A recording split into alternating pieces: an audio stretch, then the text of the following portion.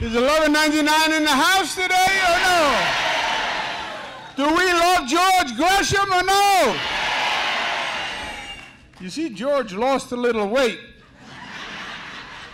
I heard he's got a modeling contract with GQ. I don't know if that's true, but that's what I heard. I've worked with a lot of labor leaders all across this country for many years.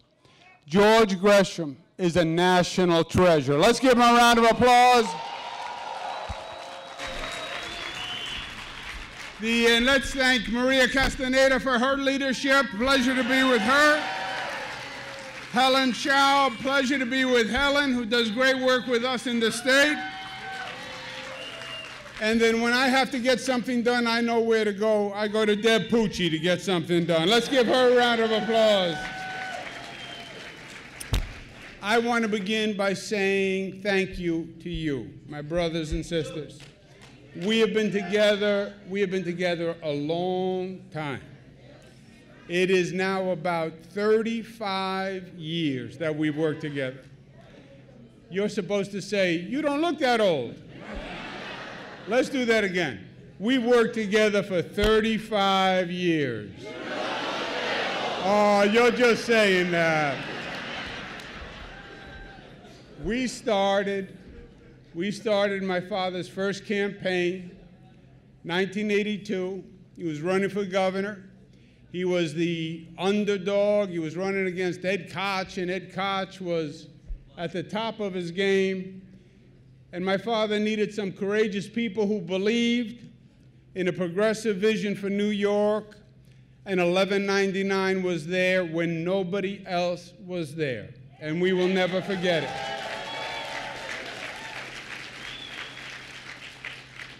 We lost my father 2 years ago. I miss him every day. Today is his birthday. And he would be so happy to know that I am here with you today. There's no place else that I would rather be. You were with my father, then you were with me for the Attorney General's race, which was a hard race. Then you were with me for governor, and you've been with me every day since, and I can't thank you enough, and I just hope my service makes you proud. Now, you're going to do contract negotiations. You're going to be strong. You're going to hold your ground. You're going to get what the workers deserve. That's exactly, I know you will be. And you've done contracts many times before. But remember, this is a different time that you're in. These are no ordinary times, not in this state, not in this country. Healthcare in this country is under siege. Trump administration has a very simple philosophy. If you can pay for it, you should have it. If you can't pay for it, you shouldn't get it. They're looking to take $30 billion from the state of New York in terms of health care. They're looking to decimate the Medicaid program. They're dismantling Obamacare, which was a great success in New York. We added 2 million New Yorkers now have health insurance because of Obamacare. So when you hear them talking against it, you remember that. Today is no ordinary time because the federal government has declared war on the union movement. The union movement is fundamentally the equalizing factor at the bargaining table. It's what gives labor an equal voice with management. And that's why the federal government is against it.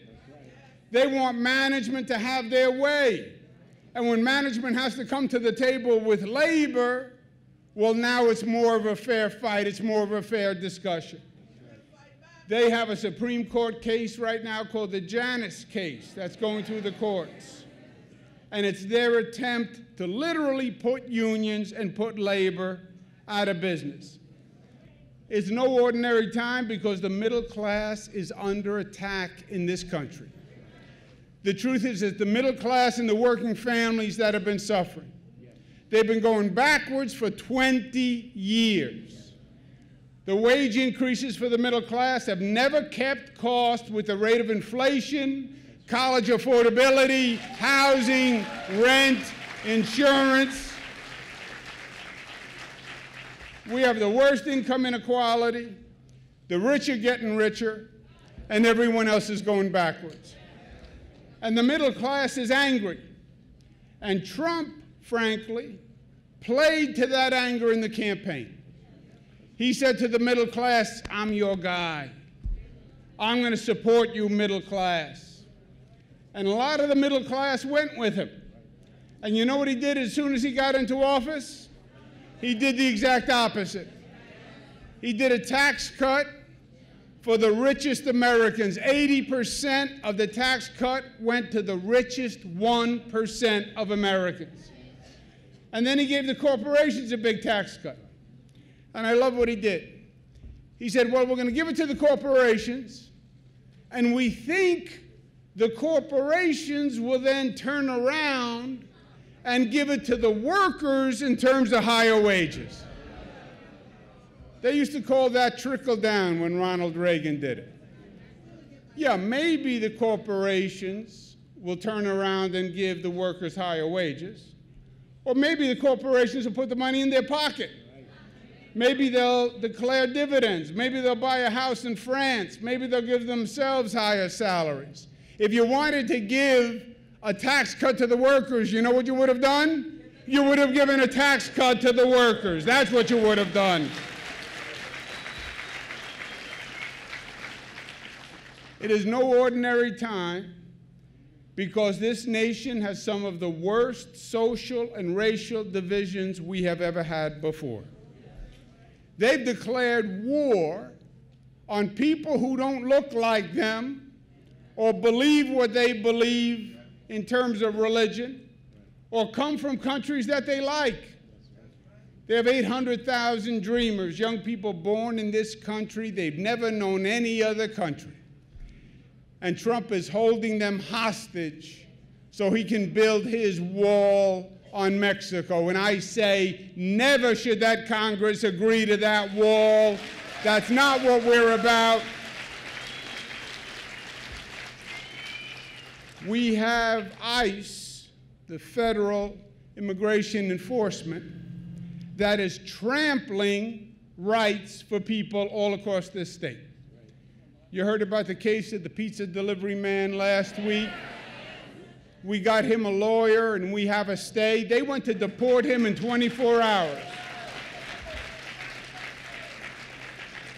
You have it out on Long Island and Suffolk, where people are afraid to leave their home. You have it on farms in upstate New York, where they're sending in ICE workers, and they're taking the farm workers right off the farm. No warrant, no notice, no due process, nothing. This is the first state to set up what we call a Liberty Defense Fund, so everybody has a lawyer, because everybody has legal rights if they're in this state. You have more KKK groups, Ku Klux Klan, than you've ever had. You have more white supremacist groups. You've had, even in this state, an 80% rise in anti-Semitic activity, believe it or not. He's pulling the country apart. He's taking our greatest strength, which is our diversity, and they're trying to make it a weakness. That's what they did in Puerto Rico. That's why they abandoned Puerto Rico, because to them, Puerto Ricans are different. What they don't remember is Puerto Ricans are American citizens just like you and just like me.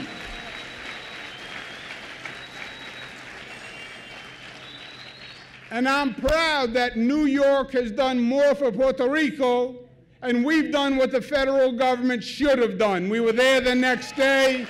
We brought help. We brought support. And it's no ordinary time for 1199. Because 1199 is no ordinary union. You are not just a healthcare union.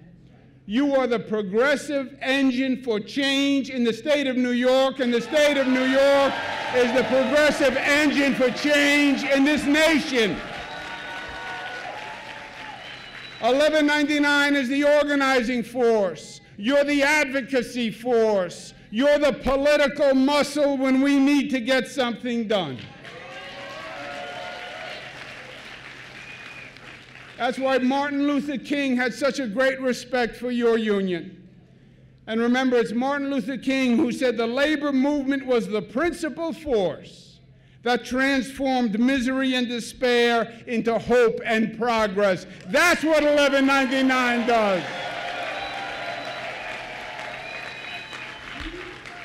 And I want you to understand and I want you to appreciate what you have done here in New York over these past few years. You have always been at the front of the parade for progressive change. Everything we've done because you were there, supporting it, making it happen, organizing around this state, working and making a difference. We said we were going to help not just union members, but all middle class, all working families. We said we were going to raise the minimum wage from $9 to $15, the highest in the United States.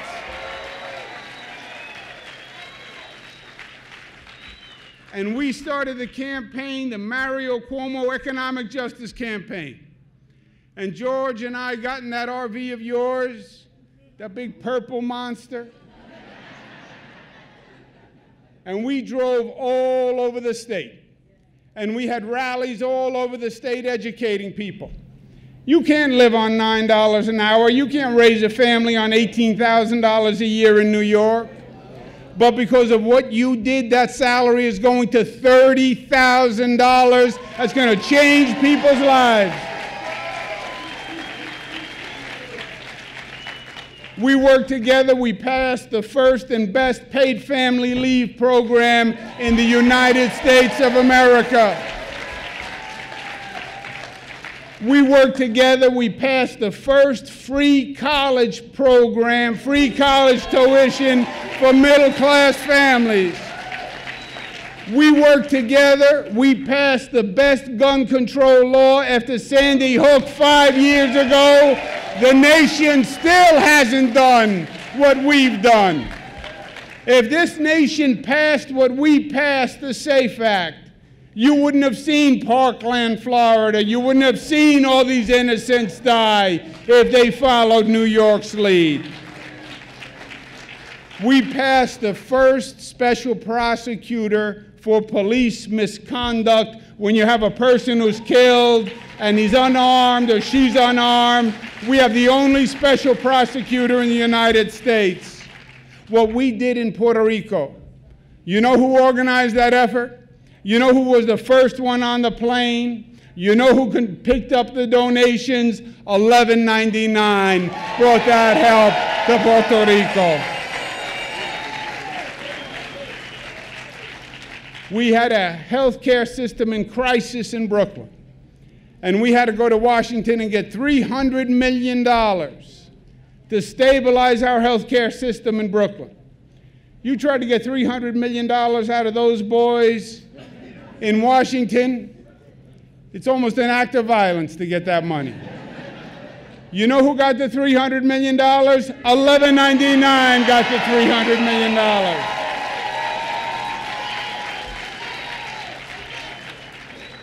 You get these contracts done, and you get these good contracts done, and then we have to get to work, because we are facing the most important election in our lifetime. This is an election that is going to determine the character of this nation. This is an election that's going to say who we are as a people and what we believe. This is an election where we're going to stand up and we're going to say, we resent your division. We resent your racism. We resent your separation.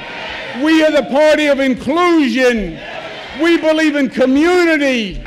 We believe in black and brown and white and Asian all together as one. We believe that together we are going to succeed.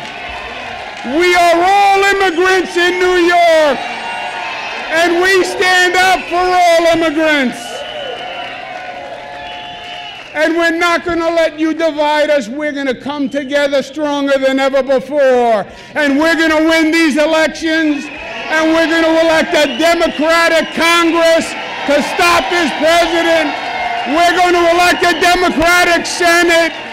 And we're going to make New York the Democratic capital of the nation and send a message to Washington: stop the hate, stop the fear, raise the middle class, raise the working families, bring back justice, bring back America, bring back the New York way, and we're going to do it together. Thank you, and God bless you.